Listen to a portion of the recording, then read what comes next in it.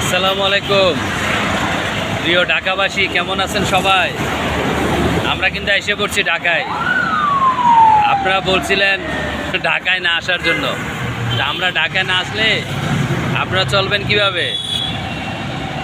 ভাড়া নিতে হবে না, বাসা ভাড়া, অফিস আদালত চালাতে হবে না। যাই হোক বন্ধুরা, সবাইকে ঈদ মোবারক। এখন আর ঈদ মোবারক নাই, কাজ মোবারক। সো ফাইনালি চলে আসলাম ঢাকার ব্যস্ততম এলাকা কারওয়ান বাজার।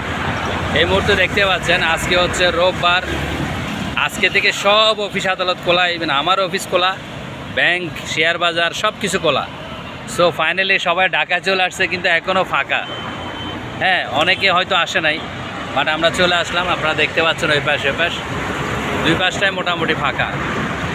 যাই হোক, আমাদেরকে কাজ করতে হবে, টাকা ইনকাম করতে হবে। আর টাকা ইনকাম করতে হলে ঢাকায় আসতে হবে। সো আমরা না এসে থাকতে পারবো না, সবাই চলে আসছে আজকে। সো সবাইকে thank you so much. Welcome back Dhaka, welcome Dhaka. So আবারও আমাদের জীবন যুদ্ধে নেমে যেতে হবে। সকাল উঠে দৌড়াও, বিকেল হলে খাও, সন্ধ্যে আবার অফিসে বাসায় যাও, আবার এক রাত ঘুমাই, আবার সকালে অফিসে আসো। সো এটা হচ্ছে আমাদের জীবন। সো যারা কাজের লোক তারা আসলে বসে থাকতে পারে না। সো আমরা দূর দূরান্ত থেকে ছুটে আসছি আল্লাহর রহমতে।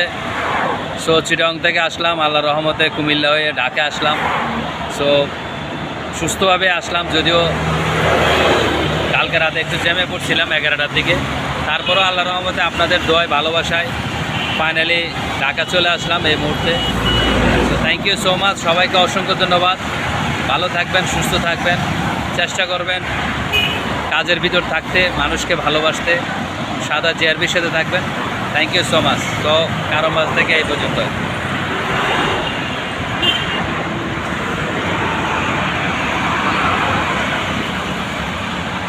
আমরা একটু রাস্তার পিছন সাইডে একটু দেখাই, অনেকগুলো প্রাইভেট কার, বাসের সংখ্যা খুবই কম। ওকে, থ্যাংক ইউ সো মাচ, ভিডিওটা শেয়ার করে দেবেন।